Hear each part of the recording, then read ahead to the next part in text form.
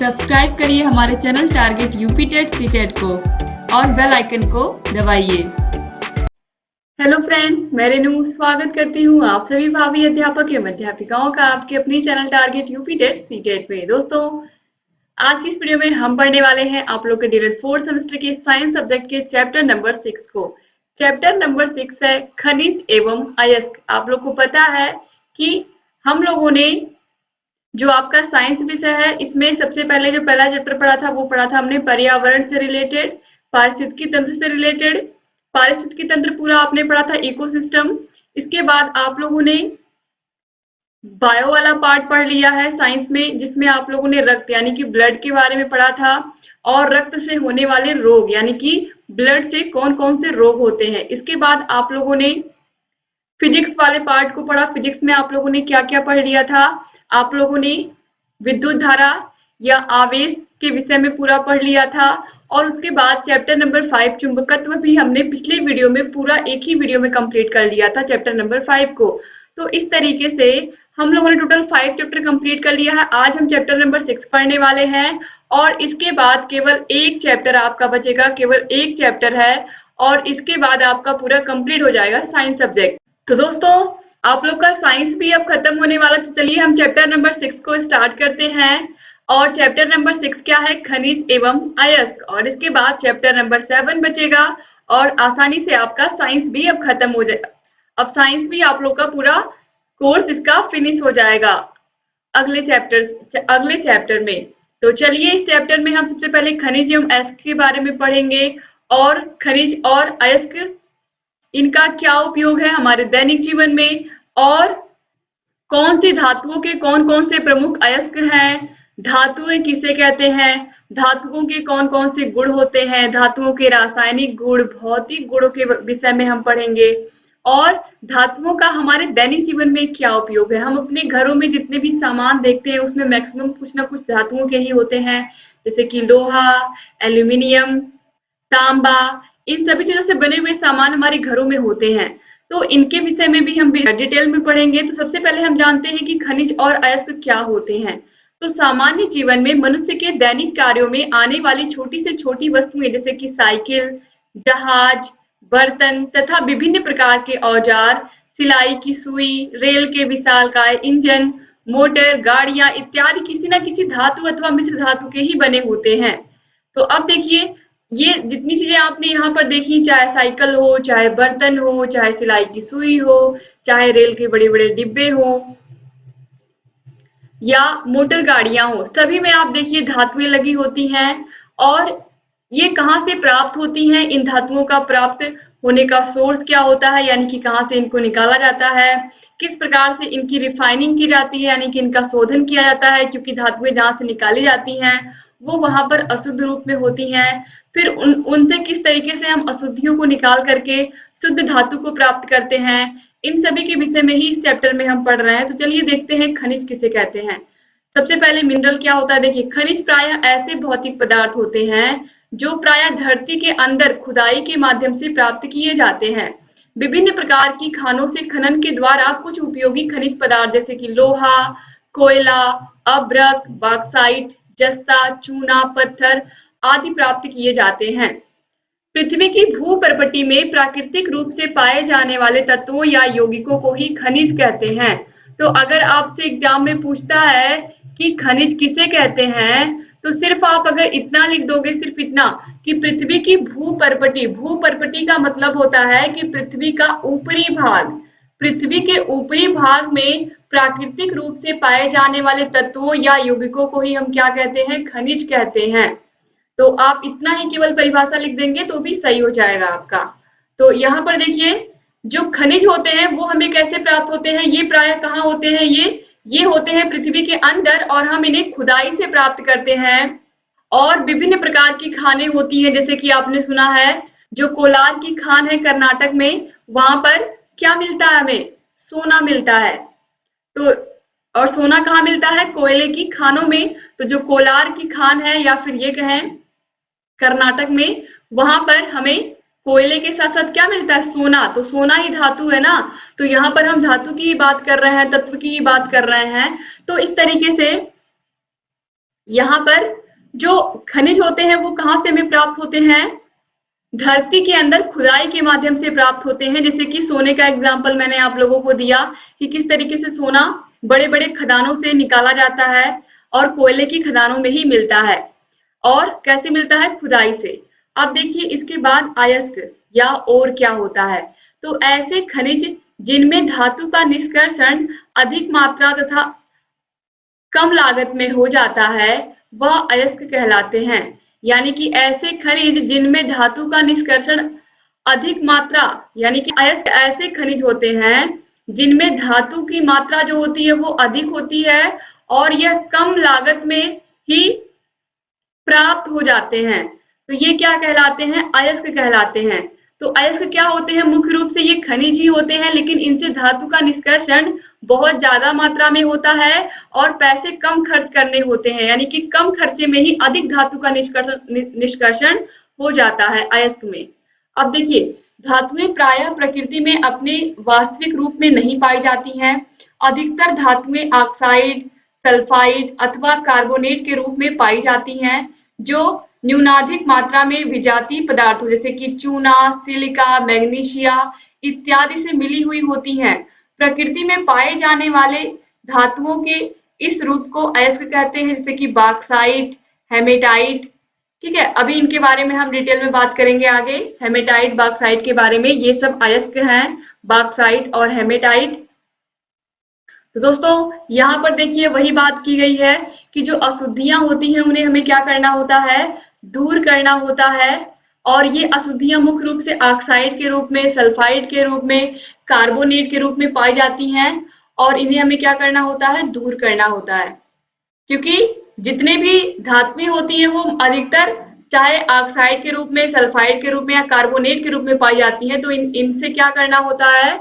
हमें शुद्ध धातु को प्राप्त करना होता है। तो अब देखिए इसके बाद यहाँ पर, तो अगर एग्जाम में पूछेगा, सबसे पहले एक बार हम फिर से देख लेते हैं अयस्क किसे कहते हैं। तो अयस्क ऐसे खनिज होते हैं जिनमें से धातु का निष्कर्षण अधिक मात्रा में होता है। यानी कि ये ऐसे खनिज होते हैं जिनमें से हम धातु की अधिक मात्रा को प्राप्त कर लेते हैं और कम लागत में कम पैसे खर्च करके। तो ये क्या कहलाते हैं? अयस्क कहलाते हैं। अब देखिए लगभग सभी चट्टानों में कुछ न कुछ मात्रा में धात्विक खनिज पाए जाते हैं। यदि खनिज में धातु की मात्रा अधिक होती है तो धातु निष्कर्षण सरल एवं लाभकर होता है।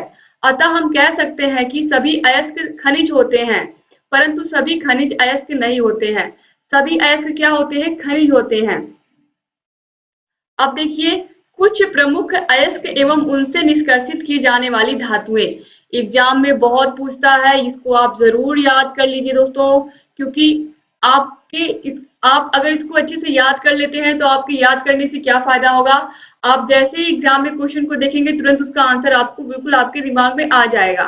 तो देखिए ये धातुएं हैं और इनके अयस्क दिए हुए हैं। ये 2 पॉइंट तो आपको बिल्कुल याद होना चाहिए, इससे ज्यादा मतलब नहीं है। लेकिन धातु और धातु के अयस्क, जिंक का अयस्क कौन है? कैलेमाइन। एग्जाम में पूछेगा कि कैलेमाइन किस धातु का अयस्क है, तो आप क्या बताओगे? जिंक का, या जिंक का अयस्क इनमें से कौन सा है? तो आप एक ऑप्शन में कैलेमाइन दिया रहेगा। फिर है मैग्नीशियम। मैग्नीशियम का अयस्क है मैग्नेसाइट। कॉपर, कॉपर का अयस्क है कॉपर ग्लांस। लेड का अयस्क है गैलेना। ये इतनी बार पूछा गया है, लेड का अयस्क गैलेना। गैलेना किसका अयस्क है? लेड का। लेड मतलब सीसा, पीबी। तो ये किसका अयस्क है? पीबी। गैलेना किसका अयस्क है? लेड का। याद रखिएगा आप लोग कि गैलेना अयस्क है लेड का। फिर आयरन का हेमेटाइट, ये भी बहुत बार पूछा गया है। हेमेटाइट किसका अयस्क है? आयरन का। आयरन का याद रखिएगा। फिर है सिल्वर। सिल्वर और इसका अयस्क क्या है? अर्जेंटाइट। उसके बाद एल्यूमिनियम बॉक्साइट। फिर है कैल्शियम, कैल्शियम का है जिप्सम। तो आपको जो 3 याद रखने हैं, गैलेना किसका अयस्क है? लेड का। हेमेटाइट आयरन का। बॉक्साइट एल्यूमिनियम का। ये आपको जरूर याद रखने हैं, और कैल्शियम का जिप्सम। अक्सर देखा गया एग्जाम में गैलेना, हेमेटाइट और बॉक्साइट, ये अक्सर पूछा गया है, तो इन तीनों पर आप विशेष रूप से ध्यान रखिएगा। और यहाँ पर आप देखिए अयस्क में अधिकांश मात्रा में उपलब्ध यौगिक का रासायनिक सूत्र। तो यहाँ पर इन सब का रासायनिक सूत्र दिया हुआ है। इसको भी आप नोट कर लीजिएगा। लेकिन मेनली धातु और उसके अयस्क के बारे में आपको जरूर जानना है। और यहाँ पर ये लिखा हुआ दोस्तों कि अयस्क का रूप, यानी कि ये धातुएं कौन से अयस्क के रूप में पाई जाती हैं। तो यहाँ पर देखिए जिंक जो है ये कार्बोनेट के रूप में पाया जाता है, मैग्नीशियम कार्बोनेट के रूप में, कॉपर सल्फाइड के रूप में पाया जाता है, लेड लेड भी सल्फाइड के रूप में पाया जाता है, आयरन ऑक्साइड के रूप में पाया जाता है Fe2O3, सिल्वर सल्फाइड के रूप में पाया जाता है Ag2S, एल्यूमिनियम ऑक्साइड के रूप में पाया जाता है Al2O3.2H2O, फिर कैल्शियम है CaSO4.2H2O, ये सल्फेट के रूप में पाया जाता है। यानी कि इनमें यह इस तरीके से पाए जाते हैं प्रकृति में, और फिर इन्हें हम सांद्रण के माध्यम से, निष्कर्षण के माध्यम से, इसको हम आगे पढ़ेंगे कैसे हम इनकी अशुद्धियों को दूर करके हम शुद्ध धातु को प्राप्त करते हैं। जितने भी अयस्क हैं कैसे इनमें से हम अशुद्धियों को दूर करते हैं और शुद्ध धातु को प्राप्त करते हैं, ये हम आगे पढ़ेंगे। लेकिन अभी यहाँ पर हम सबसे पहले देखेंगे कि धातुओं को हम किस तरीके से प्रयोग करते हैं। सोने, चांदी, प्लेटिनम आदि से आभूषण बनते हैं, आपको पता ही है, ये सभी धातुएं हैं। अधिकांश धातुएं प्रकृति में यौगिक के रूप में पाई जाती है, जैसे कि ऑक्साइड के रूप में, मैग्नीज, लोहा, एल्यूमिनियम जैसी धातुएं। कुछ धातुएं सल्फाइड, कार्बोनेट, हाइड्रोक्साइड के रूप में भी पाई जाती हैं। अब देखिए भारत में पाए जाने वाले अयस्क और उनका प्राप्तीय स्थान। तो लोहा का अयस्क क्या है, हेमेटाइट है। ऑलरेडी आपने देखा, लोहे को ही हम क्या कहते हैं, आयरन कहते हैं ना, तो ये आप दिमाग में रखिएगा अपने। दोस्तों लोहा कहाँ कहाँ मिलता है, बिहार में, उड़ीसा में, मध्य प्रदेश में, कर्नाटक में, तमिलनाडु में और छत्तीसगढ़ में। इसके बाद अब है एल्यूमिनियम का अयस्क है बॉक्साइट। एल्यूमिनियम कहाँ कहाँ पाया जाता है, मध्य प्रदेश, बिहार, उड़ीसा, गुजरात और छत्तीसगढ़ में। इसके बाद आता है तांबा का अयस्क है कॉपर पायराइट। तो देखिए कॉपर पायराइट यह कहाँ कहाँ पाया जाता है, आंध्र प्रदेश, बिहार, मध्य प्रदेश और राजस्थान। फिर है कैल्शियम इसका अयस्क है चूना पत्थर। यह सभी राज्यों में पाया जाता है संगमरमर के रूप में। यह राजस्थान तथा मध्य प्रदेश में भी पाया जाता है। फिर है सोना, मुक्त अवस्था में कोलार की खान कर्नाटक में स्थित है। और यहाँ पर देखिए सोना कहाँ कहाँ पाया जाता है, कोलार की खान कर्नाटक में तो पाया जाता है और आंध्र प्रदेश में भी पाया जाता है। दोस्तों इस तरीके से आप लोगों ने देख लिया कौन कौन सी धातुएं अयस्क के रूप में, कौन कौन से अयस्क के रूप में होती हैं और यह कहाँ कहाँ पाई जाती हैं। इन सभी को आपको बिल्कुल लर्न करना है, याद रखना है, क्योंकि एग्जाम में इससे बहुत सारे क्वेश्चन आते हैं छोटे छोटे। अब इसके बाद हम धातु और अधातु के बारे में पढ़ेंगे। सबसे पहले हम धातु के बारे में पढ़ेंगे, धातु किसे कहते हैं, धातु के गुण कौन कौन से होते हैं। और बहुत बहुत आसान टॉपिक ये आप पढ़ने जा रहे हो धातु के बारे में, क्योंकि इन सब के बारे में हम लोगों ने ऑलरेडी पहले भी पढ़ा हुआ है स्कूल में, और ये सब हम अपने जीवन में प्रैक्टिकल करते हुए चल रहे हैं, तो इसमें कुछ भी नई चीज है ही नहीं। तो चलिए देखते हैं। देखिए धातु क्या होती है, अपारदर्शी एवं चमकदार पदार्थों को धातु कहते हैं। अपारदर्शी का मतलब क्या होता है, जिसके आर पार हम नहीं देख सकते हैं। जैसे कि लोहे का एक टुकड़ा ले लीजिए आप, क्या लोहे के टुकड़े के आर पार आप देख पाएंगे? लोहे का टुकड़ा तो छोड़िए, आप एक थाली, एक बर्तन ले लीजिए, उस थाली को अपने आंख के पास रखिए, उसके दूसरी साइड आप देख पाएंगे क्या हो रहा है? नहीं देख पाएंगे। तो इस तरीके से जो धातुएं होती हैं वो क्या होती हैं, अपारदर्शी, उनके आर पार आप नहीं देख सकते हैं। और चमकदार होती है, जैसे कि स्टील के बर्तन हमारे घरों में होते हैं, आयरन से ही बनता है। इसके अलावा सोना, चांदी, ये सब क्या होते हैं, चमकदार ही तो होते हैं। तो जो धातुएं होती हैं ये क्या होती हैं, अपारदर्शी होती हैं, इनके आर पार हम नहीं देख सकते हैं और ये चमकदार होती हैं। ये पॉइंट्स आपको याद रखने हैं। जब आपको धातु और अधातु में अंतर आप पढ़ोगे तो यही सब पॉइंट्स आपको याद आएंगे और आपको बिल्कुल रटने की जरूरत ही नहीं पड़ेगी इस चैप्टर को। ठीक है, अब देखिए ऊष्मा तथा विद्युत की सुचालक होती हैं, ये बहुत महत्वपूर्ण पॉइंट है। लोहे का तार होता है, एल्यूमिनियम का तार होता है और इन सभी में करंट फ्लो करता है, यानी कि विद्युत धारा प्रवाहित होती है। तो इस तरीके से आपको याद रखना है कि जो धातुएं होती हैं वो विद्युत की सुचालक होती हैं, इसमें से आसानी से विद्युत प्रवाह हो जाता है। अब देखिए लोहा, सोना, चांदी, एल्यूमिनियम ये सब क्या हैं, मेटल हैं, यानी कि धातुएं हैं। अब देखिए धातु के गुण, प्रॉपर्टीज ऑफ मेटल हम पढ़ने जा रहे हैं।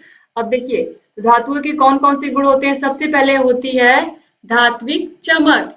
इनमें एक विशेष प्रकार की चमक होती है जिसे धात्विक चमक कहते हैं। धातुओं की इसी चमक के कारण सोना, चांदी आदि धातुओं का उपयोग आभूषण बनाने में किया जाता है।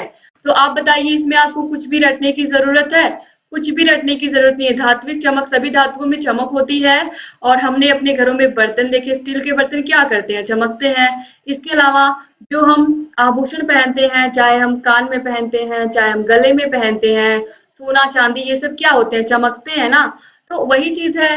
तो इनमें क्या होती है? धात्विक चमक होती है। तो इसमें कुछ रटने की जरूरत है? बिल्कुल नहीं। अब देखिए, धात्विक चमक हो गई, फिर इसमें कठोरता होती है। धातु कठोर होते हैं, लेकिन विभिन्न धातुओं की कठोरता अलग अलग होती है। कुछ धातु कम तो कुछ अधिक कठोर होते हैं। धातुओं में सोडियम अपवाद है। सोडियम धातु अति मुलायम होती है, इसे चाकू से भी आसानी से काटा जा सकता है। तो केवल सोडियम को छोड़ करके, यानी कि Na को छोड़ करके बाकी सभी धातुएं कठोर होती हैं। तो ये क्या है? अपवाद है केवल। ठीक है, Na। बाकी सभी धातुएं क्या होती हैं? कठोर होती हैं। इनको आसानी से आप गिराओगे तो ये टूट नहीं जाएंगे। लोहे का टुकड़ा अगर आप ऊपर से गिराओगे नीचे तो क्या वो टूट जाएगा? बिल्कुल नहीं टूटेगा। या सोने चांदी के गहने ही आसानी से नहीं टूटते हैं, या ऊपर से नीचे आपने गिराया तो टूट गया, ऐसा नहीं है। धातुएं होती हैं वो क्या होती है? कठोर होती हैं, यानी कि हार्ड होती हैं। इसके बाद आघात वर्धनीयता। आघात वर्धनीयता भी इसको हम कह सकते हैं। आघात वर्धनीयता का मतलब क्या होता है कि जब हम इन पर चोट करते हैं या इनको पीटते हैं तो क्या होता है कि ये आसानी से फैल जाते हैं। यानी कि अगर इनको हम क्या कर सकते हैं? इनको हम पीट पीट करके आसानी से चादर के रूप में बदल सकते हैं।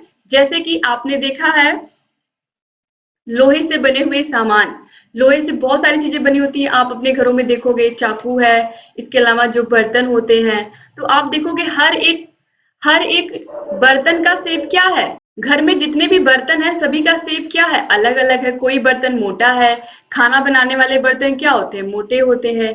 खाना खाने वाले, पानी पीने वाले बर्तन पतले होते हैं। इसके अलावा आप जो लोहे की टीन सेट देखते हो, आप देखो कितने लोहे की बड़ी बड़ी जो चद्दरें होती हैं, या ये कहें जो टीन सेट बनाए जाते हैं, उसको वो भी तो फैला करके ही बनाए जाते हैं लोहे को। और इसके अलावा जो गहने हम पहनते हैं सोने चांदी के, वो भी तो पीट पीट करके क्या किए जाते हैं?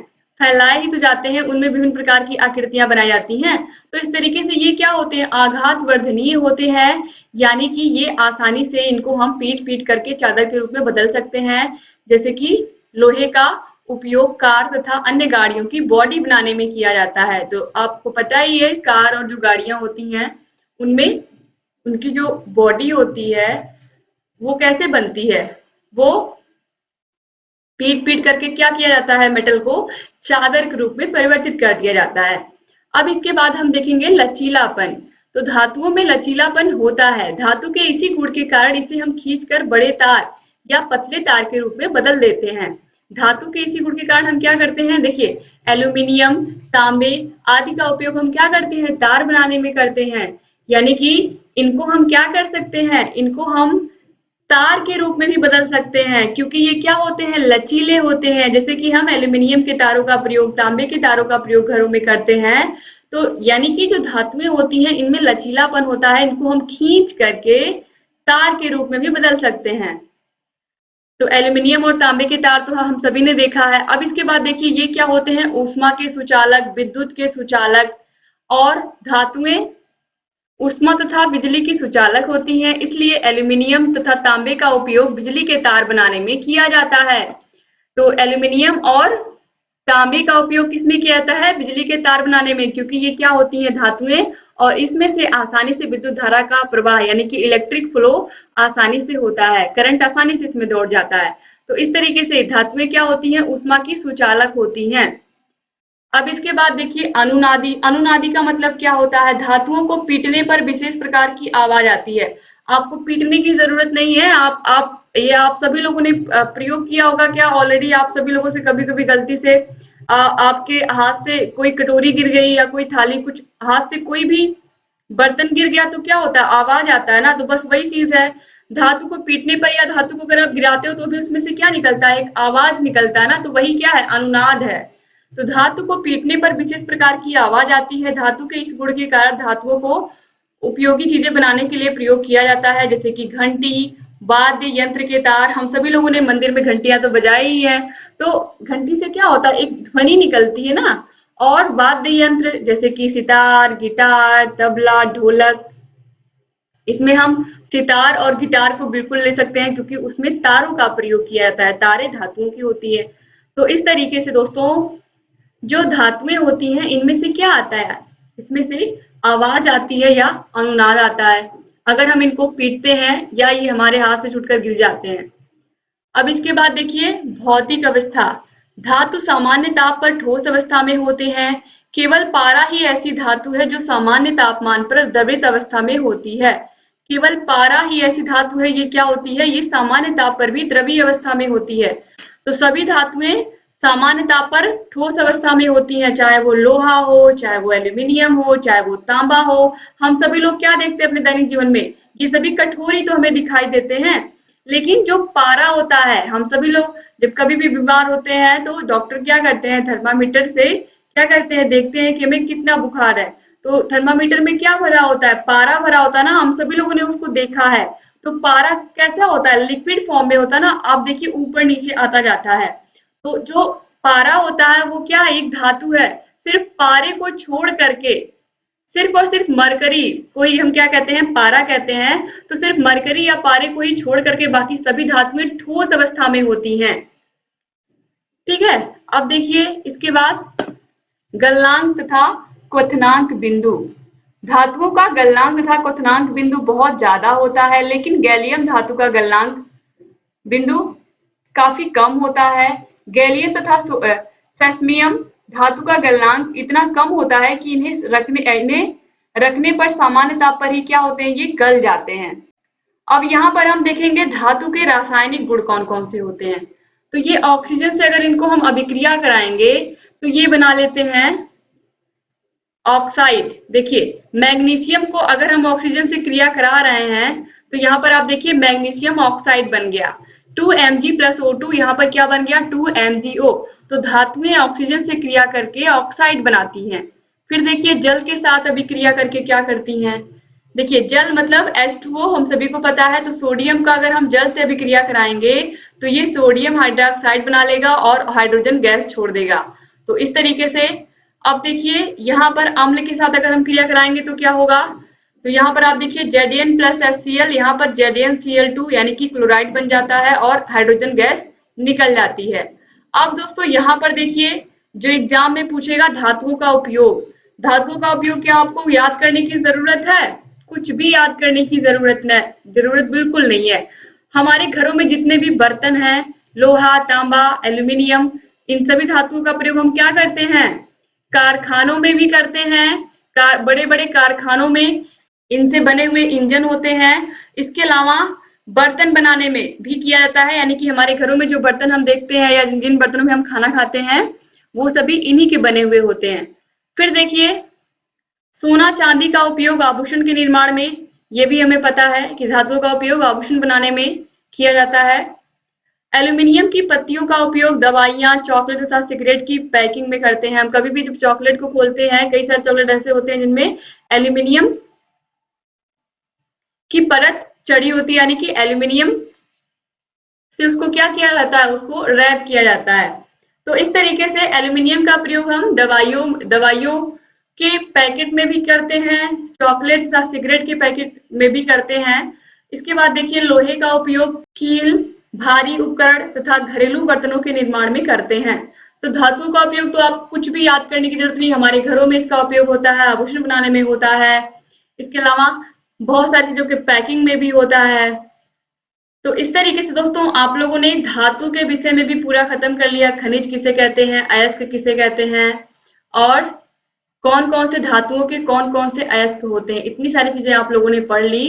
दोस्तों मुझे पूरा यकीन है कि आप लोगों को चैप्टर 6 भी अच्छा लग रहा होगा पढ़ने में। अगर ये वीडियो अच्छी लगी है तो अपने कॉलेज फ्रेंड्स को इसको शेयर करना मत भूलिएगा। और आपका फर्स्ट पेपर आरंभिक स्तर पर पठन लेखन एवं गणितीय क्षमता का विकास, सेकेंड पेपर शैक्षिक प्रबंधन एवं प्रशासन, मैंने दोनों पेपर को पूरे का पूरा पढ़ा के खत्म कर दिया है। आप सभी लोगों को उसकी लिंक डिस्क्रिप्शन बॉक्स और कमेंट बॉक्स में मिल जाएगी। और अगर आपको उसकी पीडीएफ चाहिए, जिस तरीके से यहाँ पर मैंने लिखा करके आपको साइंस पढ़ाया है, ऐसे ही फर्स्ट और सेकंड पेपर को भी पढ़ाया है। पीडीएफ के लिए आपको हमारे ऐप यानी कि target UP TET CTET app को डाउनलोड करना होगा। ऐप की लिंक आपको डिस्क्रिप्शन बॉक्स और कमेंट बॉक्स में मिल जाएगी, और जहां कहीं कोई भी समस्या आ रही है आप हमसे बता सकते हैं। आई बटन पर क्लिक करके आपको सभी वीडियोस की लिंक मिली जाएगी। फोर्थ सेमेस्टर के सभी विषयों को आप देखिए। हिंदी और सामाजिक अध्ययन विषय Priyanka ma'am target teacher job channel पर पढ़ा रही हैं। हिंदी और सामाजिक अध्ययन विषय का नोट्स आप वहां से बना लीजिए। और अगर आपको हिंदी और सामाजिक अध्ययन विषय का पीडीएफ चाहिए तो पीडीएफ के लिए आपको ऐप को ही डाउनलोड करना पड़ेगा। ऐप पर आपको सभी विषयों की वीडियोस मिलेंगी, सभी विषयों के चैप्टर वाइज टेस्ट भी मिलेंगे। आपको चैप्टर नंबर 5 तक के साइंस में सभी चैप्टर के टेस्ट मिल जाएंगे, तो आप जा करके चैप्टर नंबर 5 का भी टेस्ट दे सकते हैं।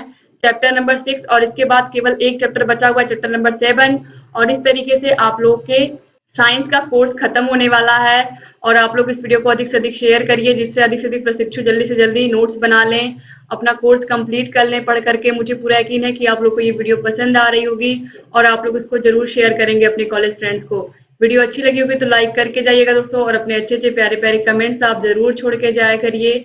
और अगर अभी तक आपने चैनल को सब्सक्राइब नहीं किया तो प्लीज सब्सक्राइब कर दीजिए और बेल आइकन को भी प्रेस कर दीजिए, ताकि जो भी नई वीडियोस हम बनाते हैं उसका नोटिफिकेशन आपके पास समय से जाए और आप हमारे सभी वीडियोस को ऐसे ही देखते रहें। एक बार फिर से आप सभी भाई बहनों का बहुत बहुत शुक्रिया वीडियो को पूरा देखने के लिए। मिलते हैं नेक्स्ट वीडियो में, तब तक अपना ख्याल रखिएगा, अपनी फैमिली का भी ख्याल रखिएगा और ऐसे ही हमारे चैनल से बने रहिएगा। जय हिंद दोस्तों।